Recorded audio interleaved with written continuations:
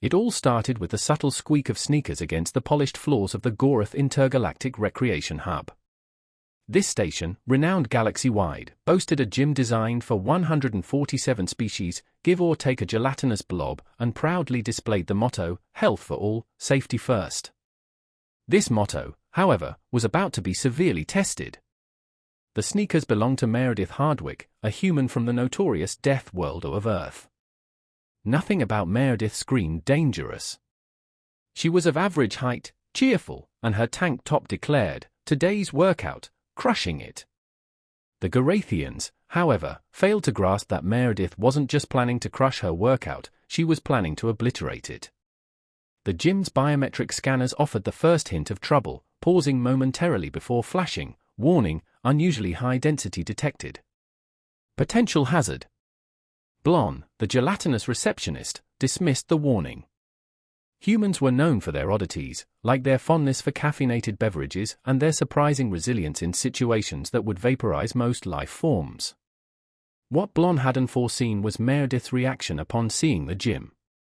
"Oh, this is adorable," she exclaimed, her enthusiasm startling a flock of bird-like creatures perched on the cardio machines. They scattered, chirping in a language that roughly translated to, "The Deathworlders are here. The end is nigh." Meredith, blissfully unaware of the pandemonium her presence had incited, sauntered towards the weightlifting area. "Okay, let's start light," she murmured to herself, her gaze falling upon a rack of crystalline weights. She selected one labeled Beginner Stone of Encouragement, designed for the Xeran species, whose strength was comparable to a highly motivated Earth toddler. The instant she lifted the weight, the room trembled.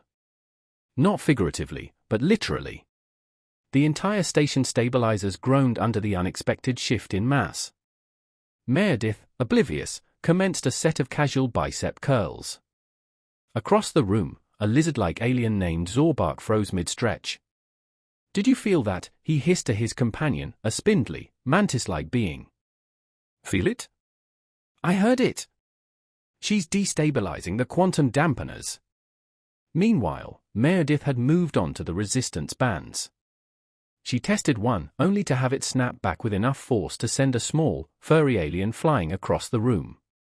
It landed unharmed in a pile of foam mats, but began muttering darkly about the untrustworthiness of humans. Whispers of Deathworlder in the weight room rippled through the gym, spreading panic like wildfire. A few aliens attempted a discreet exit, only to discover the emergency lockdown protocol had been activated. "Lockdown enabled," the gym's AI announced. "Potential threat detected. Please remain calm." Meredith frowned at the flashing red lights. Weird. I didn't think a gym would have such intense ambience," she remarked, tightening her ponytail. In the corner, Blonde, the gelatinous receptionist, had dissolved into a quivering puddle of anxiety. "This is how it ends," he gurgled, not with a bang, but with a bench press.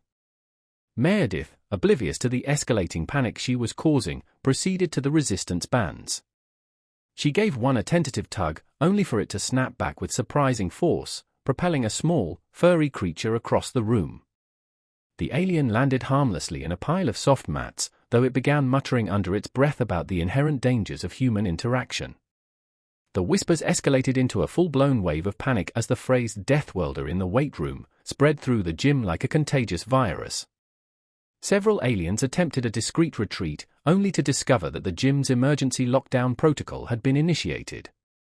"Lockdown enabled," a calm, automated voice announced throughout the facility. "Potential threat detected. Please remain calm." Meredith paused, frowning slightly at the flashing red emergency lights. "That's odd. Didn't realize this place had such a dramatic atmosphere," she commented, adjusting her ponytail. Meanwhile, Blonde, the gelatinous receptionist, had dissolved into a quivering mass of pure anxiety. "This is it," he gurgled fearfully, "the end, not with a bang, but a bench press." Just as Meredith was about to test out an elliptical machine, a seemingly harmless contraption designed for low-impact exercise, a group of aliens convened in the observation room above. They peered down at her with the intent scrutiny of scientists observing a particularly volatile specimen. "What are we supposed to do?" Zorbark demanded, having appointed himself the leader of an impromptu survival committee. "There's nothing we can do," replied another alien, a cylindrical being that communicated via blinking lights. "She's a Deathworlder. She probably consumes neutron stars for breakfast." Unconcerned and wholly unaware of her new status as a galactic menace, Meredith hopped onto the elliptical. The machine whirred to life, its display flickering briefly before flashing a warning: "User exceeds safe limits. Shutting down for repairs." It then sputtered, sparking dramatically, and promptly collapsed into a pile of mangled components. Meredith blinked, unfazed. "Who? Must be a glitch," she shrugged, stepping off the broken machine and looking around for something else to try. The gym's AI then broadcasted another announcement: "Emergency meeting initiated. All gym users report to safety zones." Meredith raised an eyebrow. Safety zones? What kind of intense workouts are people doing here? She wondered aloud, reaching for a nearby set of free weights. By the time she had grasped them, the gym was completely empty. Outside, dozens of alien faces pressed against the observation windows, their expressions a mixture of awe and terror. "Is she smiling?" one whispered. "She's smiling. We're doomed." Meredith, blissfully unaware that she was the epicenter of a growing intergalactic incident, simply thought the gym was unusually quiet but still pleasantly diverse. "Guess it's off-peak hours," she mused, approaching a strange contraption labeled Holodynamic Integrated Lifting Platform. Meredith, completely unaware of her newfound status as a galactic menace, hopped onto the elliptical. The machine whirred to life, its display flickering momentarily before flashing a warning message: "User exceeds safe parameters. System shutdown initiated." Then, with a dramatic shower of sparks, it promptly collapsed into a heap of twisted metal. Meredith blinked, completely unfazed. "Who? Must be a software bug," she shrugged, stepping off the ruined machine and scanning the area for her next activity. The gym's AI then issued another announcement: "Emergency protocols initiated. All personnel report to designated safety zones." Meredith raised an eyebrow. "Safety zones? What kind of extreme exercise classes are they offering here?" she wondered aloud, reaching for a nearby rack of free weights. By the time she had grasped the weights, the gym was entirely deserted. Outside, dozens of alien faces were pressed against the observation windows, their expressions a mixture of awe and sheer terror. "Is she smiling?" one whispered. "She's smiling. We are all doomed." Meredith, blissfully unaware that she was the epicenter of a rapidly escalating intergalactic incident, simply found the gym unusually quiet but still appreciated the diverse clientele. "Guess it's an off-peak time," she mused, approaching a peculiar device labeled Holodynamic Integrated Lifting Platform. The machine, which resembled a bizarre hybrid of a hydraulic press and an accordion, chirped to life as she placed her hands on its handles. The screen blinked, displaying the message: "Welcome, user. Select your desired resistance level, 1, gentle encouragement, to 10, core of a dying star." Meredith murmured, scrolling through the options. She then noticed an unmarked slider labeled Experimental Mode. Naturally, she cranked it all the way up. Meanwhile, in the observation deck, pure pandemonium had erupted. "She's tampering with the HILP!" Zorbak shrieked, his scales flashing in alarm, a reflexive response of his species that resembled a malfunctioning strobe light. A cylindrical alien, blinking furiously, chimed in, "That's a restricted setting. It's designed for species that evolved in black hole environments." The crowd gasped collectively as Meredith took a deep breath and commenced her first repetition. The machine responded with a sound that was a strange mix between a roar and the death throes of a foghorn. Its pistons groaned in protest as Meredith pulled the handles effortlessly, completing the lift. "Not bad," she commented, adjusting her grip. "Though I've wrestled tougher door hinges back on Earth." The second repetition was significantly louder. The entire gym floor trembled as if the station had been struck by a low-grade meteor shower. Lights flickered, and a fine layer of dust rained down from the ceiling. "Do something!" Zorbak wailed, clinging desperately to the observation deck railing. She's going to tear apart the very fabric of reality. No, no, corrected another alien, whose species specialized in complex mathematical projections. At worst, she'll collapse the localized gravity well. That's only fatal to approximately 73% of us. The gym's AI, which had remained strangely silent throughout most of Meredith's workout, suddenly spoke. Error. User strength exceeds calibrated safety parameters. Initiating self-preservation sequence. A small panel on the HILP popped open, ejecting a comically small parachute followed by a faint, almost apologetic, goodbye as the machine powered down. Who? Quitter, Meredith muttered. She patted the now lifeless frame of the machine. You tried, buddy. The Council of Extreme Measures had convened in the observation dome, a space typically reserved for tranquil stargazing or the occasional yoga retreat, but now serving as a war room as they grappled with their greatest existential threat, Meredith Hardwick on a treadmill. She's increasing the speed. Zorbak wailed, his scales vibrating with terror. We need to evacuate before she compromises the station's structural integrity. She's just one human, INX countered, though his voice trembled with a noticeable hint of doubt. We can't allow ourselves to be reduced to rubble by her vigorous cardiovascular pursuits. Through the massive observation window, the Council watched Meredith's latest endeavor unfold. She had indeed selected the highest speed setting on the treadmill, and her strides were producing sonic booms that reverberated through the gym like miniature explosions. User output exceeds safety thresholds, the gym's AI announced in a monotone.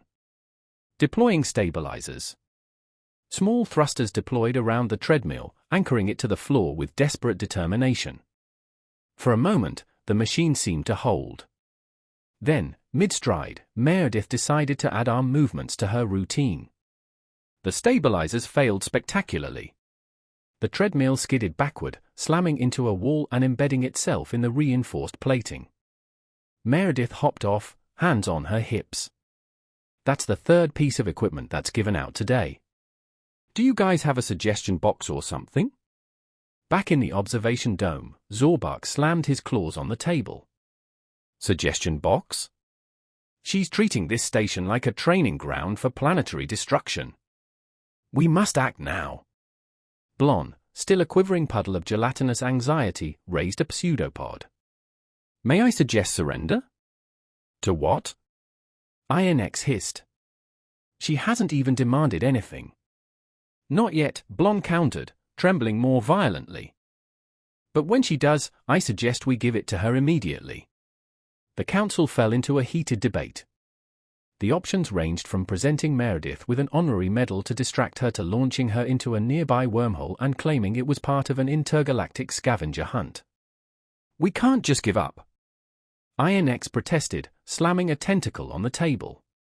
This is a test of our collective ingenuity. We need a plan that is bold, decisive, and above all, foolproof. Yes, because that's what we're known for, Zorbak muttered, rolling his eyes. INX ignored the sarcasm. We must face her head-on and engage her in a way that aligns with her Deathworlder instincts. And how exactly do you propose we engage with a being that just turned a treadmill into a projectile weapon? INX took a deep breath, puffing out his chest, an impressive feat given his species' physiology. We challenge her to a competition. The room fell silent. A competition? Blon asked, oozing skepticism. Yes, a battle of physical prowess. We may not be able to outmatch her brute strength, but we can use strategy and teamwork to level the playing field. The other council members exchanged uneasy glances. Finally, Zorbak broke the silence. This is the most ridiculous plan I've ever heard. INX beamed. Then it's perfect. Meanwhile, Meredith had discovered a set of alien-designed kettlebells that emitted soft musical notes when lifted. Oh, cool. A workout and a jam session, she said, picking one up. The gym's AI let out a plaintive beep before shutting itself down, unable to cope with the sheer absurdity of the situation. As she casually juggled the kettlebells, a voice crackled over the intercom. Attention, Meredith Hardwick of Earth. This is the Gorath Council of Extreme Measures. She paused mid-juggle, tilting her head. Who? Didn't know there was a council. Hi, council. There was an awkward silence before INX's voice continued, slightly more high-pitched. We have observed your impressive feats, and would like to propose a friendly competition to showcase your abilities. Meredith frowned, setting the kettlebells down. A competition? That sounds fun. What's the prize? INX, who had not anticipated this question, hesitated. Up glory? Sold, she said with a grin. Let's do this. The council exchanged nervous glances. Zorbak muttered, We're all going to die, aren't we?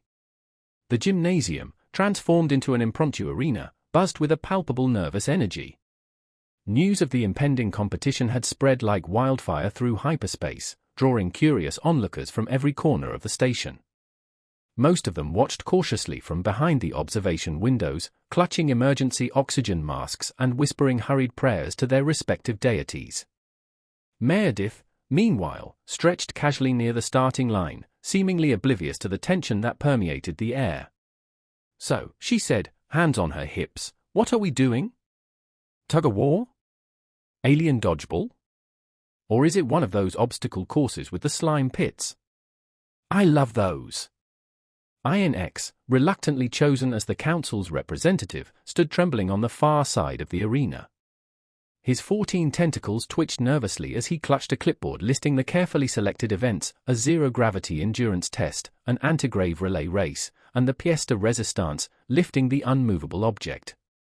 We shall commence with the endurance test, INX squeaked, gesturing with a tentacle towards the hovering antigrave chamber. Meredith stepped inside eagerly. The chamber's controls glowed as the newly rebooted and noticeably wary AI announced, beginning test.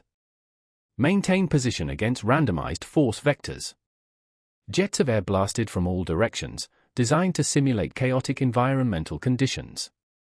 Meredith, grinning, planted her feet and leaned into the wind. Feels like a Tuesday tornado workout back home, she yelled over the roar. Meanwhile, INX was clinging desperately to the chamber wall, tentacles flailing as he was buffeted around like a cosmic windsock.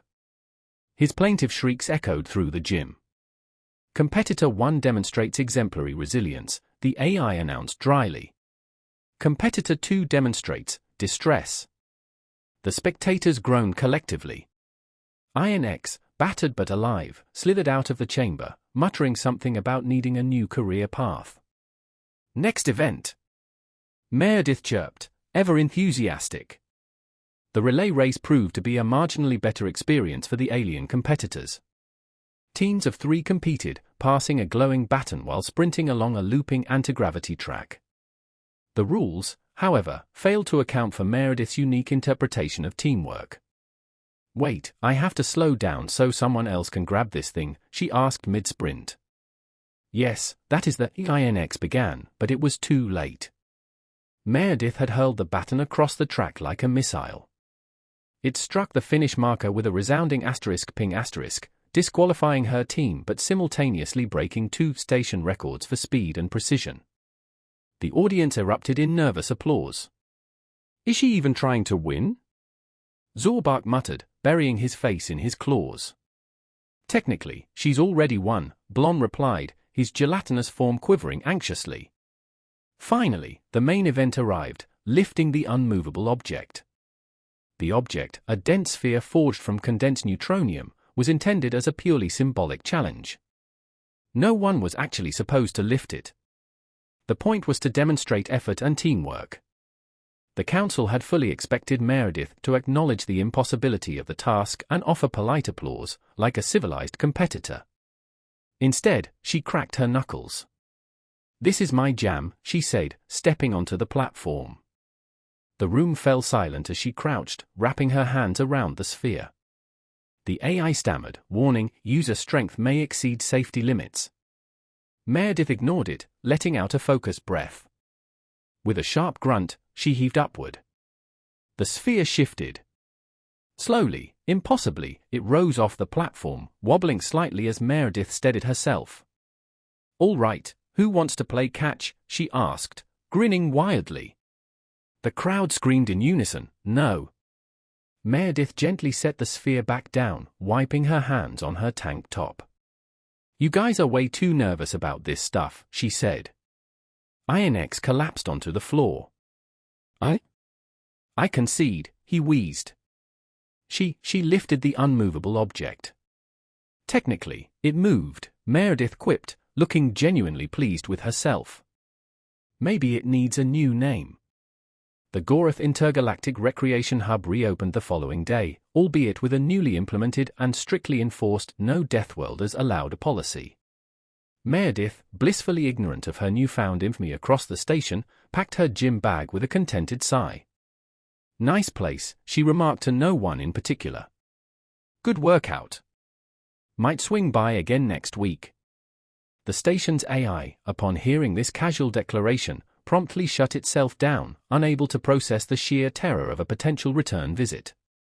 As Meredith's shuttle departed, the Council of Extreme Measures convened one last time, huddled together in the observation dome. Their mission, to compose a detailed report for the Galactic Federation, a document that would serve as a stark warning to all civilized worlds. The report began with a simple, yet profoundly urgent, statement: under no circumstances should humans be permitted access to intergalactic gym facilities. Ever.